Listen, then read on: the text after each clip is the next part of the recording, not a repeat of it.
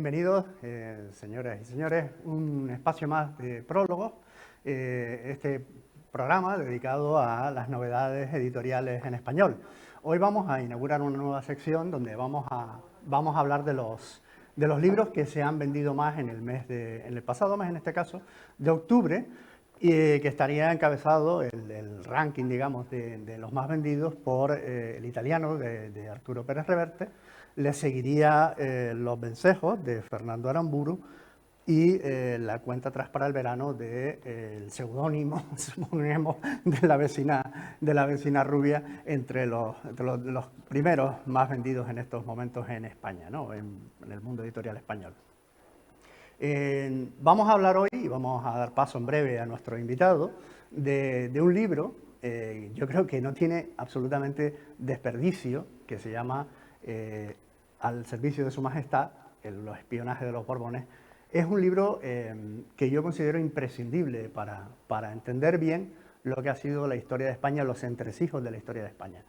Está con nosotros hoy Fernando Rueda, que es su autor, un hombre yo creo que de sobra conocido, vinculado a medios como Tiempo, como Interview, como La Rosa de los Vientos, participa habitualmente en Cuarto Milenio y es probablemente el investigador más solvente que hay en España sobre el mundo del espionaje y todo lo que esto conlleva, ¿no? Fernando, bienvenido a Prólogo, a esta tu casa. Hola, muchas gracias. Encantado de estar en esa tierra. Fernando, la primera pregunta que te quiero hacer es, porque tú lo señalas en tu libro, ¿no? Que has llegado a tener amenazas, ¿no? Has sentido presión y presiones por publicar este tipo de obras, ¿no? Bueno, eso a lo largo de la historia, este es mi libro número 17. Yo he tratado muchas veces con los espías, he tratado con gente que tenía todo tipo de problemas y todo tipo de tensiones, ¿no? Eh, Al final, el problema es que el periodista contamos un poco lo que nadie quiere saber y especialmente los espías. Ellos prefieren que no contemos las historias, que no digamos nada. Es su trabajo, el silencio, el secreto. Entonces, claro, cuando nosotros llegamos y empezamos a contar un poco todas estas historias, pues, pues Claro. obviamente se molestan, obviamente se disgustan. Lo que pasa es que, bueno, recibes presiones, pero también es verdad que no va más allá de eso, ¿no?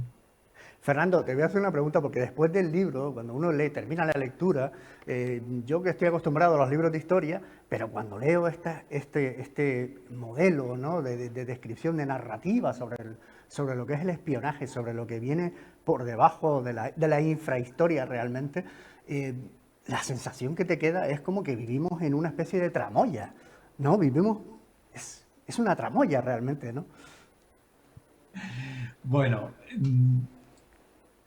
dicen que el periodismo de investigación, yo lo explico a mis alumnos de la Universidad Villanueva, les explico que una de nuestras tareas consiste en explicar cómo funcionan realmente las cosas, no cómo nos dicen los gobiernos y la gente cómo funcionan.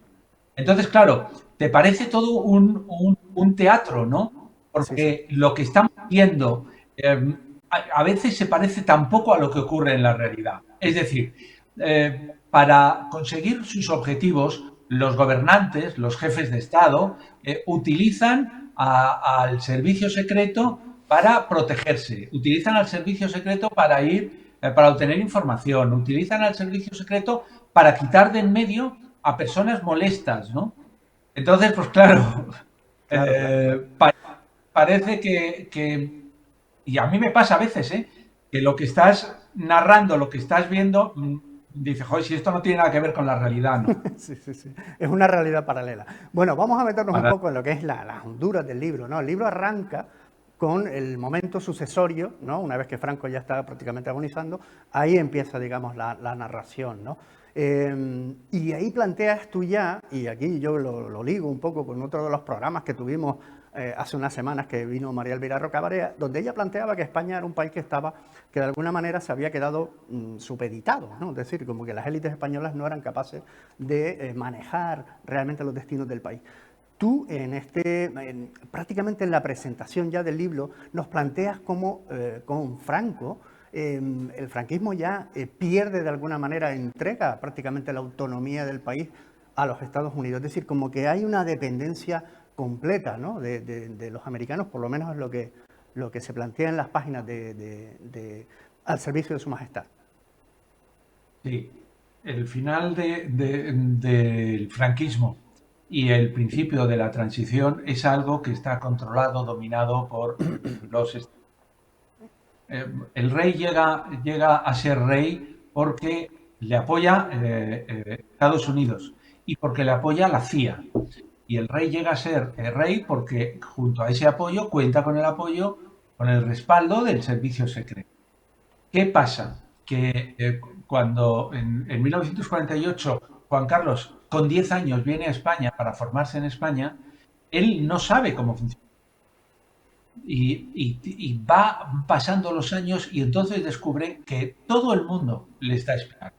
Le espían el servicio secreto de la Falange, que es en aquel momento muy poderoso, los años 50.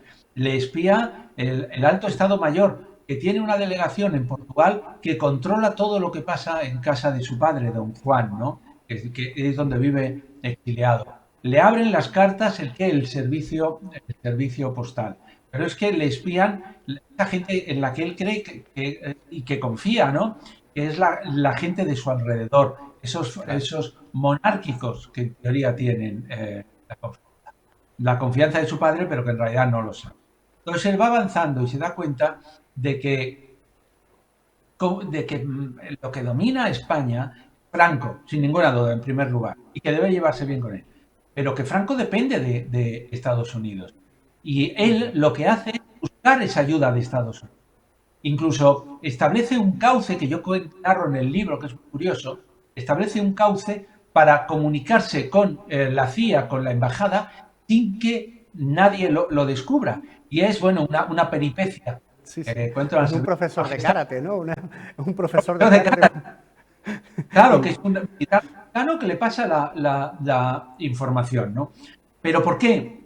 Porque sin Estados Unidos y sin la CIA, en los años 60 y en los años 70, en España no podías hacer nada. Y Juan Carlos lo supo y por eso, claro, como tú bien dices, bueno, los utilizó y a él le utilizaron. Quiero decir, fue no, y realmente, Fernando, es analizando el libro, cuando empiezas a leerlo, realmente casi milagroso que Juan Carlos I llegara a ser monarca, ¿no? Es decir, las peripecias que pasa son innumerables, ¿no? Y una serie de casualidades. Es decir, es casi es prácticamente un milagro que llegase a reinar, ¿no? Sí, además fíjate que durante el franquismo está claro que el servicio, los espías le controlan, le vigilan, bueno, hasta tal punto que él ya cuando es príncipe en el 69 y reside en el Palacio de Zarzuela, cuando van a verle determinadas políticos y tal, cuando quiere decirles un secreto, baja la voz. Imagínate la sorpresa de esa gente. El príncipe en su casa bajando la voz. Es decir, es que no se fía de quién puede estar escuchando, ¿no? Claro. Y entonces, pues claro, él es verdad que le vigilan, pero ese mismo servicio secreto es leal a Franco.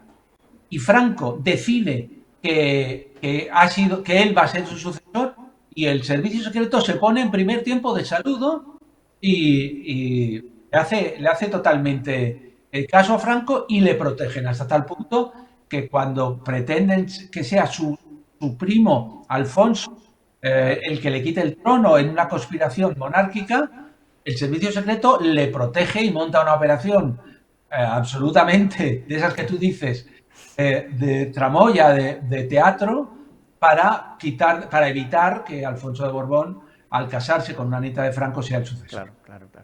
Hay un hombre clave en estos momentos iniciales donde todavía la sucesión no estaba definida, o totalmente definida, que es José Ignacio San Martín, ¿no? Cuéntanos un poco, Fernando, qué papel jugó José Ignacio San Martín en esos primeros momentos y por qué fue tan fundamental. Pues mira, San Martín es el jefe del servicio secreto en la época de Franco, ¿no? Eh, Ahora mismo tenemos el Servicio Secreto Español, que es el Centro Nacional de Inteligencia, el CNI. Antes se llamaba CSID y antes se llamaba Servicio Central de Documentación. Incluso antes, Organización Contrasubversiva Nacional. San Martín es jefe de la Organización Contrasubversiva Nacional y luego el del SECE. Un servicio que se dedicaba básicamente, entre otras misiones, pero básicamente, a controlar la insurgencia. Lo que ellos llamaban la insurgencia, que eran todos los partidos de la oposición. Entonces, claro, en esa insurgencia estaban los comunistas, estaban los socialistas, pero también estaban los monárquicos. Sí, sí. Es decir, que era una historia extraña, ¿no? Entonces, San Martín fue el primer jefe del servicio secreto que habla con Juan Carlos con la autorización del presidente del gobierno, Carrero Blanco. Carrero Blanco le dice, sí, sí, cuéntele a todo lo que quiera al príncipe, ¿no? Entonces esos son los primeros escarceos. Unos escarceos en los cuales San Martín no le considera un heredero, pasa de él, tiene clara su lealtad a Franco y su lealtad a Carrero Blanco. Pero es verdad que es el primer contacto del príncipe y cuando ya empieza a mover ese poder de seducción que tiene Juan Carlos tan total de ganarse a las personas, seguir que hagan lo que él quiere. Y hay un momento clave que es también que Carrero Blanco también apuesta por Juan Carlos, ¿no? ¿Por qué Carrero Blanco también apuesta por Juan Carlos en ese primer momento, digamos, ¿no? Yo creo que eso está claro. Apuesta porque sigue las órdenes de Franco. Sigue las órdenes de A Franco, él le ¿no? puede gustar más o menos, que no le gusta mucho por un motivo muy claro. Porque Carrero Blanco se llevaba fatal con el padre de Carlos, Con con Don Juan Juan. de Borbón. Se llevaba muy mal, ¿no? Mm. Y entonces, pues posiblemente no le gustaba mucho, sobre todo porque Don Juan era, digamos, para la época era progre, ¿no? Y Claro. entonces se temía que la influencia sobre el hijo fuera también eso, ¿no? Y que el hijo cuando llegara al poder, bueno, que quisiera acabar con la estructura de la dictadura. Pero Franco había dicho que ese era su sucesor y él se puso nuevamente en el primer tiempo de saludo a hacer lo que decía Franco. Y efectivamente, como bien has dicho Fernando ya, Juan Carlos ya había movido sus encantos personales y se las había, digamos, él se las había inventado para conseguir el apoyo de la CIA, ¿no? Mediante peripecias como la del profesor de karate en Grecia y otras, ¿no? O sea, que él ya se había dado cuenta de esa importancia, ¿no? Sí, sí, sí, sí. Él lo tenía súper claro, ¿no? Perfectamente claro. Aparte que Vernon Walter es una figura muy importante en esta época.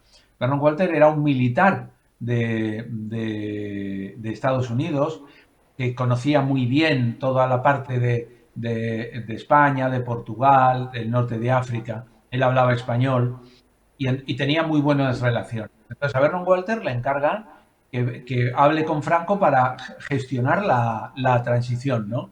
Y entonces Franco acepta que Estados Unidos participe en la transición y que la CIA sea quien comande esa transición en colaboración con el SECED. Pero eso lo acepta Franco. Sí, sí. Es un Sí, poco una demostración de cómo España en aquel momento. de hecho, Fernando, tú citas aquí a Manuel Fernández Monzón, ¿no? Y que él Sí, dice, no es verdad, es decir, cómo se nos ha contado un relato y luego hay otra contraparte, ¿no? Dice, no es verdad todo lo que se ha dicho de la transición, como eso de que el rey fue el motor. Ni Suárez ni él fueron los motores de nada. Solo piezas muy importantes de un plan diseñado y concebido al otro lado del Atlántico. Todo estuvo diseñado en parte por la Secretaría de Estado y la CIA y ejecutado en gran parte por el CECET en la Operación Promesa, ¿no? Que es lo que vendría a ser, ¿no? efectivamente. Es decir, es un Efectivamente, proceso prácticamente tutelado, ¿no? Es decir, una narrativa que se nos ha vendido que realmente tampoco se corresponde, ¿no? Claro. Es decir, cuando tú investigas una historia, tienes que tener luego, aparte de las informaciones verbales que recibes, tienes que tener la información de gente que conozca ese proceso, ¿no? Ese proceso, yo creo indudablemente que Juan Carlos fue muy importante en ese proceso. Es decir, eso sería ridículo decir lo contrario. Y que Suárez también fue importante. Claro. Lo único es que lo pudieron llevar a cabo, ¿por qué? Porque contaban con el apoyo de Estados Unidos. Si Estados Unidos no hubiera dado el visto bueno a Juan Carlos, no habría, posiblemente no habría podido llevarlo para adelante. Por eso se produce un problema, ¿no? Y es que Juan Carlos de alguna forma se compromete con Estados Unidos, sin documentos, ¿vale? Sí, Se compromete a decir, vosotros me apoyáis y yo os voy a apoyar. ¿Por qué? Porque hay ciertas cosas que tenían en común, por ejemplo, la entrada en la OTAN. Es decir, claro. estaba claro, el rey Juan Carlos quería que cuando fuera rey, que perteneciéramos a la Unión Europea, a la OTAN, a lo que era Occidente, ¿no? Y entonces, claro, el problema que se encontró Juan Carlos fue cuando Suárez mostró que no tenía ninguna intención de meter a España en la OTAN. Sí, Cuando, sí, sí. cuando acudía a una reunión en Cuba y se llevaba fenomenal con los cubanos, ¿no? Bueno, pues esto en Estados Unidos no les gustaba, motivo por el cual cuando se hacen movimientos en contra de Suárez, a Estados Unidos le parece absolutamente fenomenal, ¿no? Claro, y luego también había otra piedra en el camino previa, que era la figura de Carrero Blanco, ¿no? Y todo lo que supuso, ¿no? La muerte de Carrero Blanco, con una figura, por ejemplo, como la de Fernando Herrero Tejedor, que tengo yo por aquí anotado. Es decir, ¿qué envuelve realmente el asesinato, el atentado contra Carrero Blanco? ¿Qué hay detrás de todo eso? Pues mira, eh, ese es un tema al cual es un tema histórico en el cual hay montones de lugares oscuros. Y más en una historia de la cual han pasado más de 40 años, ¿no? Pero cuando juntas, yo lo que he intentado es juntar las piezas. Y luego he contado con algunos testimonios directos ahora de gente que vivió en aquella época, ¿no? Entonces, yo recuerdo hace unos años, cuando yo hice con Miquel Lejarza el libro de Yo confieso de sus memorias del Lobo, Sí, que Miquel me contó que ese asesinato tenía muchos puntos oscuros, ¿no? Básicamente él decía, y yo estoy de acuerdo, ah, los asesinos fueron ETA. Es decir, quien puso la bomba es ETA. Es decir, de eso no hay discusión. Pero ¿quiénes sabían que ETA iba a hacer eso? ¿O quién pudo ayudar a ETA sin aparecer, ¿no? Entonces él me contó que en aquella época que fueron a por Fernando Herrero Tejedor, que era el secretario general del movimiento, era un fiscal prestigiosísimo, bueno, pues que tenían ciertos remordimientos porque parece ser que él tenía determinada información sobre aquello que había pasado y él sabía que se había ocultado información. Bueno, tuvo un accidente de coche, se le echó un camión encima y Miquel buscó al camionero y encontró al camionero y presionaron al camionero. Y el camionero al final les reconoció que había algo extraño y les dijo, pero hablen ustedes con otros que son los que saben, yo no sé. Es decir, la teoría es, ¿hubo gente que participó, que ayudó? Sin duda. Y cuando juntas los datos, que es lo que yo he intentado juntar, hacer una narración en base a esos datos, bueno, pues que te das cuenta de que posiblemente Estados Unidos podía conocer que eso estuviera, que se habían utilizado explosivos que solamente había en las bases militares estadounidenses en España, ¿no? Que había grabaciones, porque los etarras actuaban al lado de la embajada, que era el lugar más seguro de Madrid. Y sin embargo no se enteraron nadie se enteró de nada. Que hubo etarras que fueron grabados en las cámaras de seguridad esperando en el autobús. Quiero decir, hay suficientes elementos, al menos para sospechar que, bueno, que algo que ha dicho la familia de Carrero Blanco, ¿no? de que había gente que lo conocía y que quizás esa gente que podía saber que algo estaba pasando hablaba en inglés. Y entonces llega ya el tiempo de Adolfo Suárez, la ley de la reforma, el referéndum para la Constitución, pero Suárez no acaba de ser...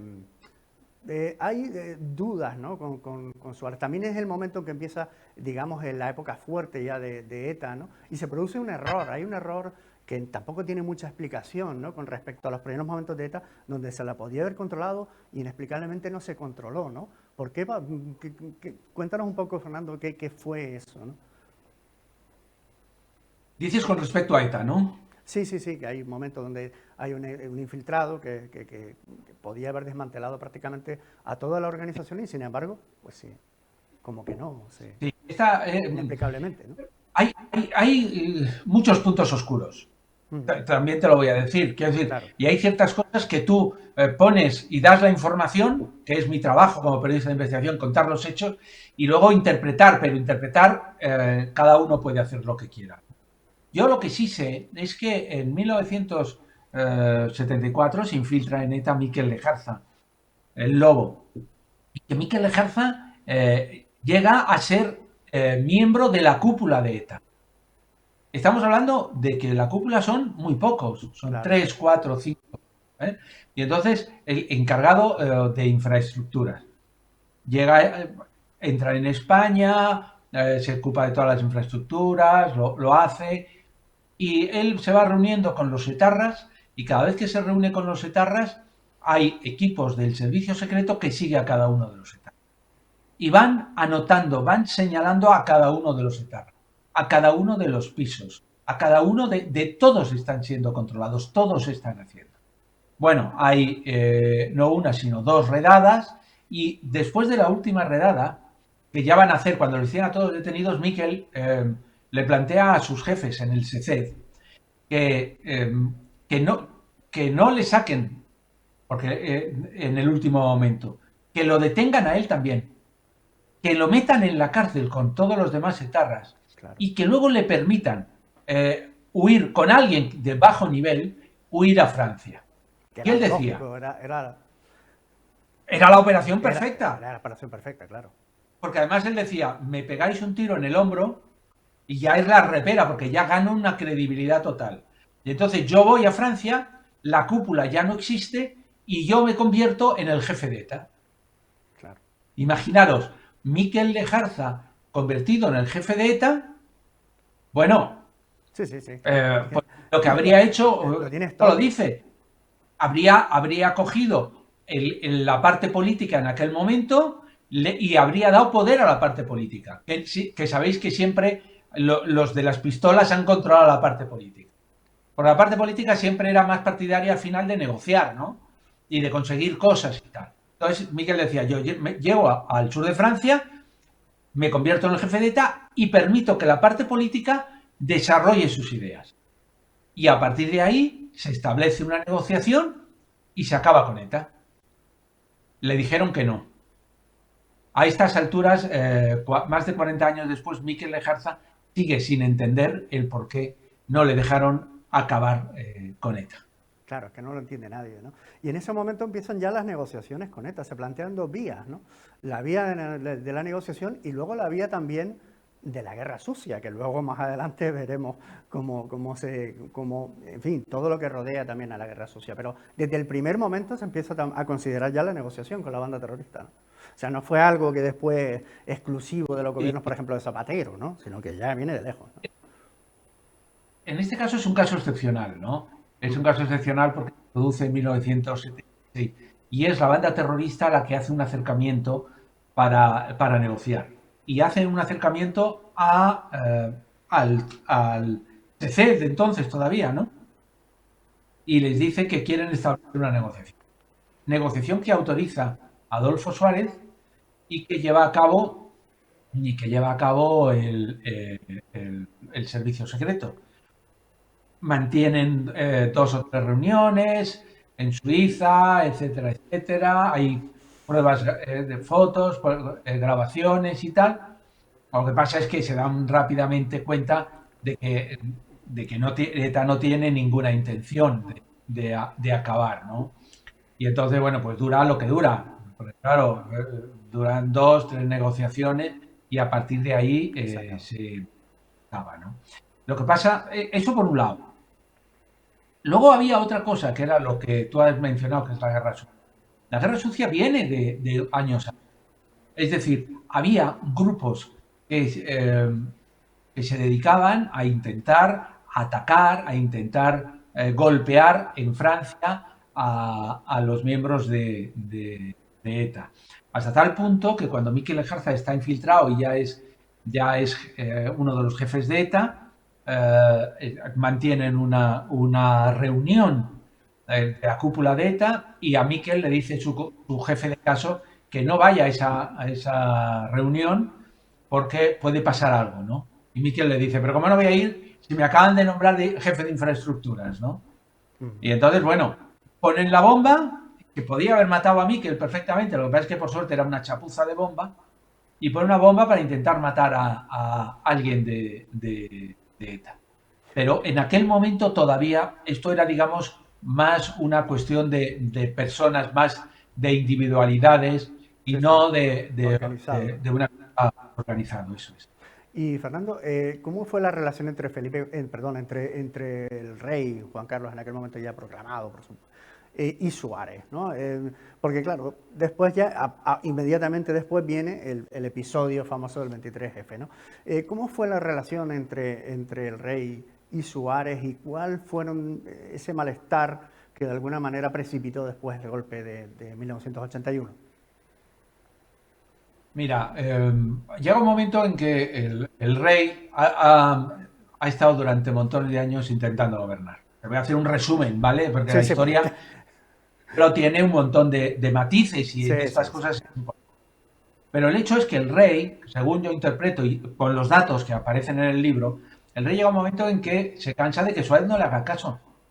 Porque claro, el rey está en una democracia, pero él quiere seguir teniendo un cierto control, ¿no?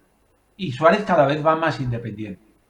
Y entonces la gente que está alrededor del rey le dice joder, que Suárez va a llevar a España al desastre, incluso que por ese camino se va a acabar la monarquía. Que es la mejor forma de mentarle la bicha al rey, Sí, sí, sí. con lo que le ha costado instaurar la monarquía, que le digan que va a acabar con eso, ¿no? Y entonces esa relación se va estropeando con Suárez. Suárez está convencido de que hay gente alrededor del rey que está mal metiendo y que esa gente es capaz de cualquier cosa. Uno de los que piensa que está mal metiendo y que va a mal meter es Alfonso Armada. Claro. Alfonso Armada había sido secretario general del rey, de la Casa Real, y bueno, para ascender, pues se había ido a Lérida, a general, ¿no? Y entonces, Suárez le tenía enfilado. Decía, es que no es de fiar, no es de fiar. Y luego tenía una falta de confianza en el rey, porque el rey le pedía cosas y tal, y no se lo hacía. Al final esa relación hace crack y hay gente que se acerca a él, gente del servicio secreto, que se unen con Alfonso Armada y de alguna forma dan un golpe que en realidad no pretende ser un golpe estilo Pinochet, sino que pretende ser un golpe estilo entre De comillas, gol, un poco democracia. de...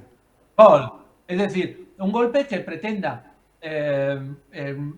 asentar la democracia, es verdad que ese era el objetivo, asentar la democracia, pero con un gobierno de concentración. Claro, el Y en presidente... ese entramado Claro, están los partidos políticos. Es decir, los partidos políticos no son ajenos digamos, a esos movimientos que se estaban produciendo entre bambalinas y ciertamente incluso hay una lista del general, del general Armada, donde hay políticos de primer nivel, ¿no? De primera fila, y de los que pocos podríamos sospechar, ¿no? comunistas, de todos los partidos. Curiosamente, el único que no estaba era Blas Piñar, que era la extrema derecha. Exactamente. Porque querían dar esa sensación de democracia que se asienta imitando ese golpe que hizo De Gaulle que es verdad que De Gaulle salvó una situación, pero salvó una situación que había venido sobrevenida. Aquí provocaron esa situación. Provocaron un golpe pretendiendo que eso fuera el inicio de una solución, la solución armada, que era Armada Presidente, Vicepresidente Felipe González y luego de distintos partidos en el gobierno. Claro, no contaron con que Tejero no dio un golpe de Estado para que los comunistas estuvieran en el poder, que era una obviedad eso, ¿no? Sí, de hecho aquí hay un párrafo que es yo creo que es un párrafo muy expresivo, ¿no? Dice, con lo que nadie contaba era con la independencia del teniente coronel Tejero. Nada más entrar en el hemiciclo del Congreso, su primer gesto metería el miedo en el cuerpo del rey. Juan Carlos había aceptado la salida constitucional que le habían vendido, pero no debía aparecer ninguna manifestación de violencia. Era una condición básica. ¿Cómo convencer a los españoles de la conveniencia de la solución Alfonso Armada con un inicio como ese, retransmitido en directo a los hogares de España y del mundo? Es fuerte realmente el párrafo, ¿no?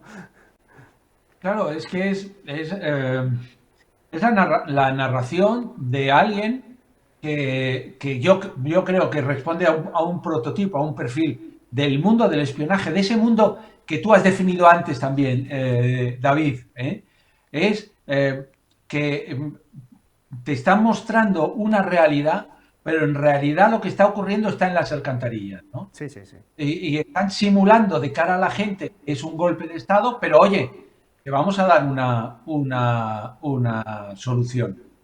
Bueno, yo creo que por suerte la cosa le salió mal, ¿no? Sí, sí. Y Fernando, ¿cómo fue el tratamiento de la prensa? Porque eso es algo que tú has investigado con profusión, con mucha profundidad. ¿Cómo fue el tratamiento de la prensa respecto al golpe del 23 de febrero?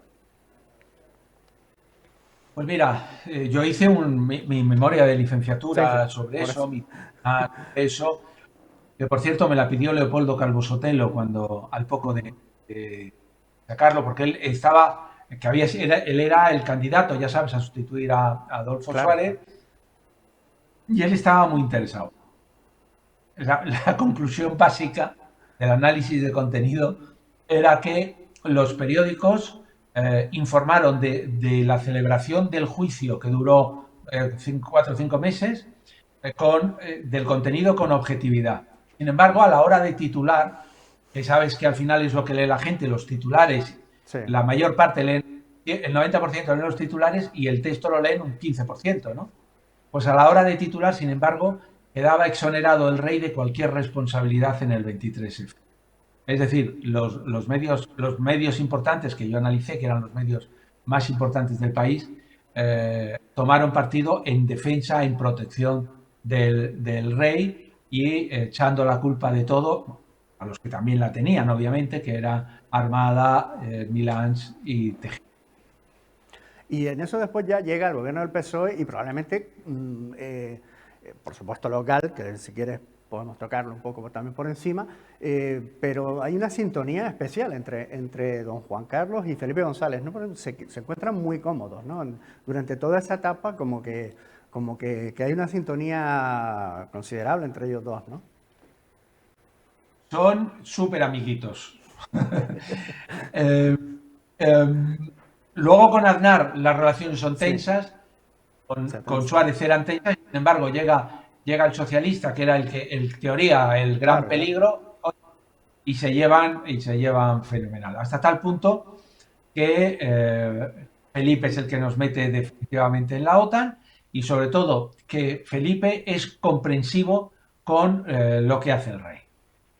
Y ahí es donde en esta etapa se consolida algo que es uno de los mensajes, yo creo, que yo he sacado después de escribir el libro, y es que el servicio secreto en aquel momento pone a un director que es Emilio Alonso Manglano, que es un monárquico reconocido, es un monárquico que asistió a la boda, durante el franquismo, a la boda de Juan Carlos con Sofía. Uno de los escasísimos militares que acudió de uniforme a la boda, ¿no? Es decir, que eran íntimos y que le protege hasta la extenuación. Pero cuidado, informa al presidente del gobierno, Felipe González, de todo lo que pasa con el rey. Es decir, es de una lealtad extrema a Juan Carlos, pero también de una lealtad extrema al gobierno, a Felipe González, sobre todo a través del su vicepresidente Narcís Serra. Es decir, ¿esto a qué me lleva? Me lleva a decir que el servicio secreto ha protegido al rey eternamente, pero que el gobierno también ha protegido al rey, al rey Juan Carlos de todos sus desvíos, digamos. Sus desvíos que tienen que ver mucho, y ya prácticamente desde el principio del libro, tú ya los comentas, Fernando, y tienen que ver mucho con las mujeres, ¿no? Es decir, uno de los grandes, digamos, hándicaps que tuvo Juan Carlos I en su reinado y que prácticamente le llevó a la abdicación fue precisamente en las mujeres. Hay testimonios, algunos yo creo que hay gente muy autorizada, ¿no?, que habla de unas cifras digamos, de aventuras amorosas del rey que son de una sobrenaturales prácticamente. Tales a las de Julio Iglesias, ¿no? Sí, más o menos.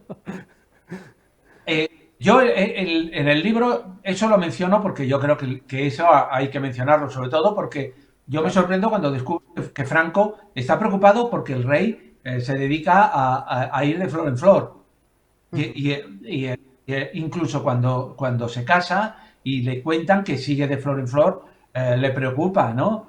Y Franco, que es como es, pues se queda más tranquilo cuando Sofía se queda embarazada, ¿no? Pero de la infanta Elena, ¿no? Pero ¿qué es lo que ocurre? Que el rey puede tener, da igual, porque la vida privada es la vida privada, puede tener todas las amantes que quiera. Eso no, eso es su vida, es su problema y su relación. El problema es cuando esas relaciones se convierten en un problema para el Estado. Exacto. Y el rey tuvo una relación con Bárbara Rey que llevó al Estado a que durante 10 años cuatro directores del servicio secreto, Manglano, Calderón, Dezcayar y Sainz, tuvieran que buscar las formas de tratar de evitar ese chantaje. Entraron en casa de Bárbara Rey para robarle cintas, porque Bárbara Rey tenía cintas comprometedoras para el rey, ¿no? Y entonces tuvieron que pagarle de los fondos reservados. Tuvieron que, para que no fuera tan caro para el Estado, tuvieron que buscarle programas en televisión española, en la televisión valenciana.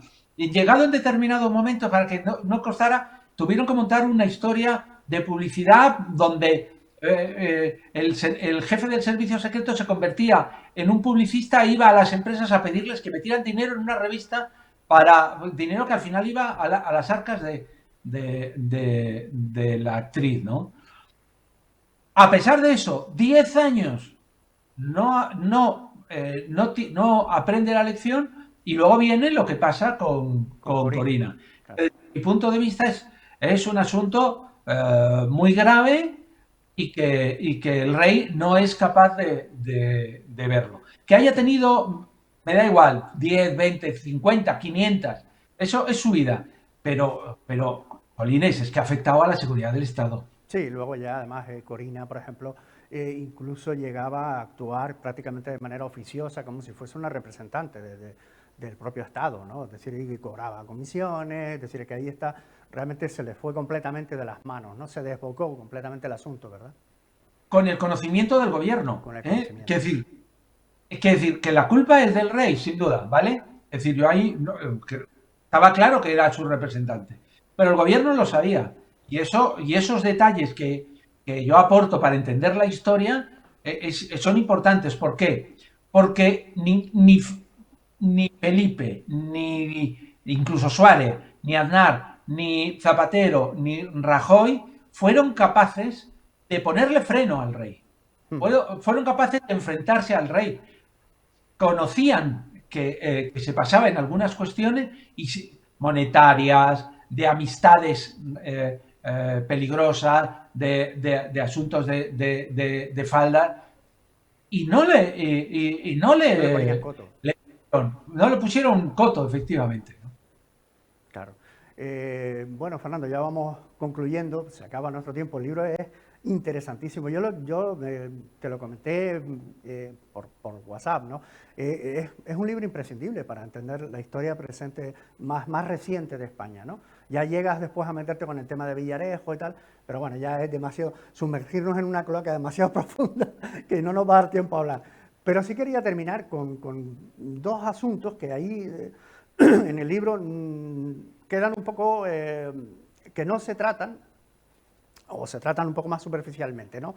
Que es el tema, el primero, el del 11M, ¿no? Un tema del 11M, y luego el del movimiento del procés, ¿no? de Cataluña, es decir, qué papel jugó ahí el servicio secreto y si realmente hubo injerencias extranjeras en en esos dos acontecimientos, en nuestro acontecimiento y proceso. Esa es un poco la pregunta que te hago Sí. aquí, ya prácticamente fuera del libro. Vale, sí, porque obviamente este es la monarquía y el servicio secreto. Ahí yo recomendaría que cuando si la gente va a comprar al servicio de Su Majestad, que encargue el libro La Casa 2, ¿no? Ujú. Que es donde cuento eso, que os voy a hacer un resumen ahora, David. El 11M fue un atentado que se llevó a cabo porque no hubo coordinación entre los servicios secretos. Entre el servicio secreto, el CNI, entre la policía y la Guardia Civil. No hubo coordinación, Ujú. porque se podía haber evitado si hubiera habido esa coordinación. Eso fue un gran fallo. Es verdad que han evitado, el CNI ha evitado centenares de atentados, ¿vale? Ahora bien, este no salió bien porque no se coordinaron, porque algunas de las personas que cometieron el atentado estaban siguiéndoles y desaparecieron en el último momento y no dieron una alarma suficientemente fuerte como para que se centrara todo el país en buscar a esas personas que unos días antes del atentado habían desaparecido. Eso uno. Y luego el proceso. El proceso, lo que está claro es que el servicio secreto, como todo aquello que atenta contra la Constitución, visto desde una forma fría, digamos, lo que hicieron fue, el gobierno les encargó la operación, porque el CNI actúa según los encargos del gobierno, y le encargó la operación. Y la operación tuvo dos patas, dicho de una forma resumida. Una, la obtención de la información, qué van a hacer los independentistas, cuáles son sus pasos, sus reuniones, etcétera, etcétera, y informar al gobierno para que el gobierno pueda reaccionar con tiempo a todas esas medidas. Y por otro, una cuestión de influencia. Es decir, montaron una campaña para, frente a los mensajes que mandaba el independentismo de España no roba, es decir, todas esas cosas, buscar gente que explicara la parte buena de estar con España, ¿no? Yo creo que, al menos en esta segunda parte, claramente fracasaron. Sí, sí, sin duda. Bueno, Fernando, se nos acaba el tiempo. Ha sido un auténtico placer tenerte en Prólogos y agradecerte tu presencia. Desde luego, recomendar el libro porque, insisto, ¿no? Es fundamental para entender cómo la infrahistoria, nunca mejor dicho, de cómo se van después desarrollando los acontecimientos que a nosotros se nos presentan de una manera, pero que cuando analizamos realmente lo que hay detrás, pues la perspectiva cambia bastante, ¿no? Fernando, muchísimas gracias por atender nuestra llamada y ya sabes que cuando presentes una nueva obra, pues aquí en Prólogos tienes tu casa. A ver si la próxima vez me voy Hombre, a Canarias y lo hacemos en directo. sí, no estaría mal, no estaría mal. Una tierra muy soleada y muy afortunada. Fernando, muchísimas gracias. Gracias a vosotros. Bueno, terminamos el programa de hoy. Creo que ha sido una entrevista realmente interesante, que hemos tocado temas que yo, desde luego, particularmente desconocía por completo. Y como siempre, pues les emplazamos hasta el programa que viene, hasta la semana que viene. Y como siempre les digo, pues este es Prólogos, es el programa donde sí se viene a hablar de su libro. Muchas gracias y hasta la próxima.